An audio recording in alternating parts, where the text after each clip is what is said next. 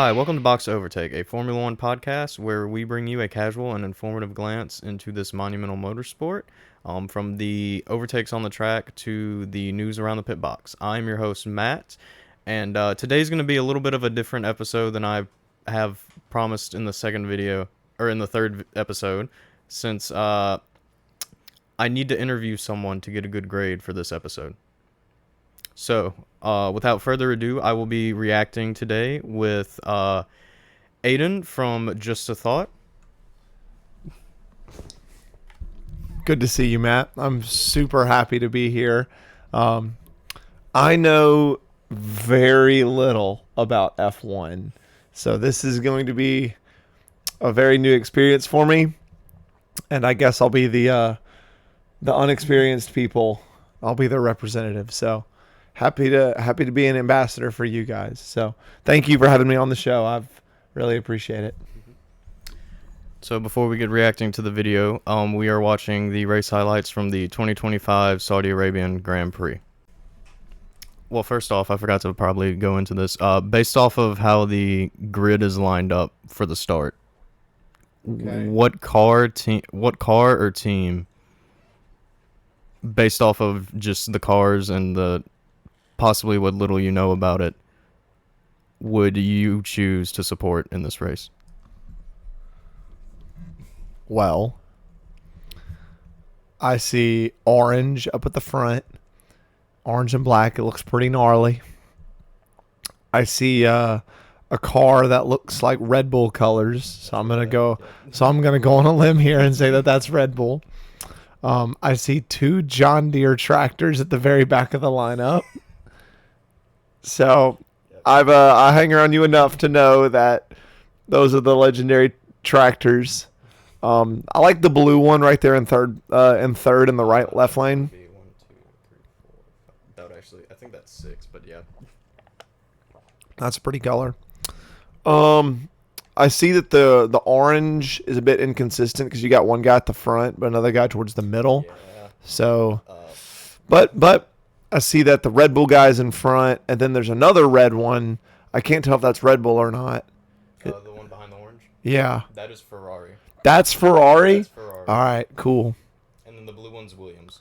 The blue one is Williams. Okay, got it. Yeah, and then you can't really see the ones.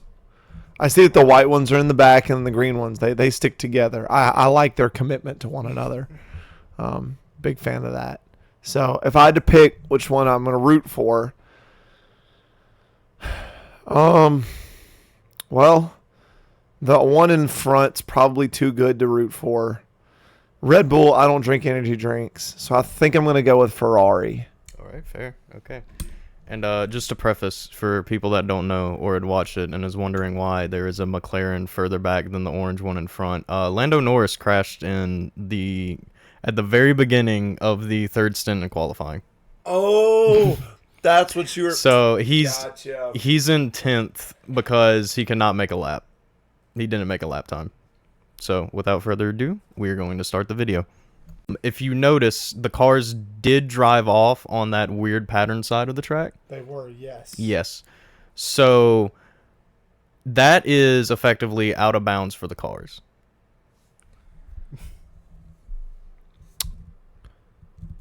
So I have a question then. Yep. Why can the cars drive all out of bounds on that first bit? So you'll see later, and also of the people that have already watched this Grand Prix, Max Verstappen got a time penalty because he left the track and gained an advantage because he was side by side with Oscar Piastri. Yes. When they were going through everything, and he went off the track and then continued and got up into the first place when that place was in contention. So they were all penalized for the folks who did that. Not everybody. So you can leave the track if the other drivers cannot leave enough space, or it's like there's a chance to understeer or oversteer where the car could like come in sort of closer to you. So some drivers, especially like at the start, I believe there was I think it was Kimi's Mercedes that also went off like right behind Verstappen. But they can leave if they think it's like too dangerous or something like that. But the big thing is they can't leave and then jump in front of the person that was like there side by side with. Okay. So in this Verstappen, so in the official race, Verstappen had said he was forced off track by Piastri when he went off, and then Piastri was saying the opposite, where it's like he was carrying too much speed to actually make the corner. So how do you feel about that?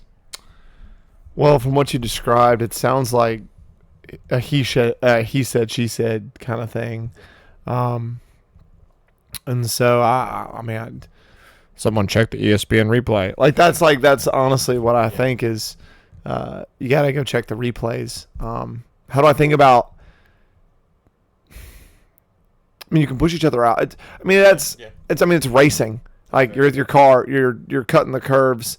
The he said, she said. It just makes it a bit more complicated. But at the end of the day, like you can go see who got out of bounds and who didn't. You can see who got the penalty or not. The one thing is that we treat it so casually, but off of the bat, typically the pattern that the cars are in, they stay like that for the next bit of most of the race. So it really is like a big deal on who gets before and the placement wise, because these cars and the track's laid out passing and going outside to try to get in is super difficult. Sometimes, unless it's in a straight, but yeah. Yes, unless it's in a straight. So, yeah. So let's keep rolling. Yep. So of course the next thing on lap 1, which this is probably gonna cover the majority of this podcast episode, but lap 1, Yuki Tsunoda and Pierre Gasly came together. Now, based off of you saw the two right now in Formula 1. So anyway,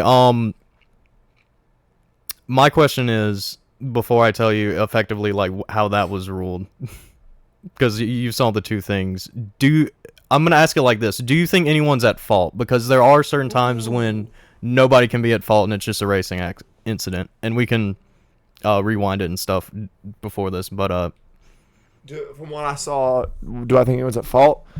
If anyone, with the crash. Yeah, the crash. Okay. Well, from what I saw. Yeah, could we go back? Yeah. I appreciate that. Yeah, the side by side really shows it probably well. Yeah, here, mute it. Yeah, he's behind it. There you go. Okay, so he cuts the corner like an absolute goober. That was the first, yeah. Okay, so this guy. Here's the crash. So he comes into the straight as he's making the turn. That's what I saw. Okay. That's Red Bull. Who is that? Last name? The other one was Alpine. So Alpine, and what was this guy who were seeing the POV? That was Yuki Tsunoda. Okay. So Tsunoda was driving, and Alpine... Pierre Gasly, their driver for that. Oh, okay, Gasly. Yeah, Gasly. His back left wheel hit Tsunoda's... Whoops. Hit Sunoka's front right wheel. Yep. And so as they were making the turn, he came in and just clipped him, and that just sent him like that and hit Sunogi's to all the way. At fault? If any. If I could put it at fault. Well, not putting anyone at fault, but do you believe anyone is at fault here? If there could be nobody. If there could be someone at fault, the guy on the inside was making the current turn too close to the inside, which automatically creates a hazard, or the guy who hit him with the back tire, whatever his name was, he shouldn't have turned in so quickly. But then again, they're just in the wrong place at the wrong time. Yeah. Honestly, I don't think anyone was at fault, but if there was, that'd be what I thought would be at fault. So this is sort of a more, these type of accidents happen more on the track than, or they're the most frequent accidents to actually cause a crash or a spin out. So nobody was ultimately at fault. Yeah. Both of them were sort of coming through that chicane because there's two corners and that's a chicane. Yes. They're both coming through and both were racing pretty well. The accident or problem sort of is with them being so close together. Yes. A little bit of understeer oversteer can send the car into the other one. So although Pierre, the Alpine, at the moment when they touched was ahead further and Yes. technically probably would have the position more. Well, one, Sonoda was probably in his blind spot, although he probably had a safe amount of space on the other side. But the big thing was it looked like and the announcer said during the race, Pierre Gasly's Alpine got a little bit of, I believe it was oversteer. It said a snap of oversteer or no, it'd be understeer because they're coming through the corner around. Okay, and effectively it was an incident because like nobody could. It was really out of their control. Oh yeah, it was just that was the nature of the driving and the cars being that cramped together. And one guy had to turn on the inside to get ahead. The other guy was turning outside because the speed he was bringing. Like he just pulled ahead. I mean, that was going to happen. It wasn't like there was no malicious. Well, he wasn't trying to like cut him off or do anything that would be dangerous. It was like you just driving. They're both just in the wrong place at the wrong time. So yeah. Hey guys, it's Matt, your host. From a different time and location than, of course, where this video has been shot. I noticed that this would be a definitely like longer episode, and it'd be a two-part episode, and I only did one outro. So I would like to say, if you have enjoyed so far this episode or the content so far, make sure to like, comment, and subscribe. It'll help out a lot. I'm having a great time producing these episodes, and hope you're having a wonderful time viewing them. So without further ado, I hope I will see you next week with part 2 of this episode.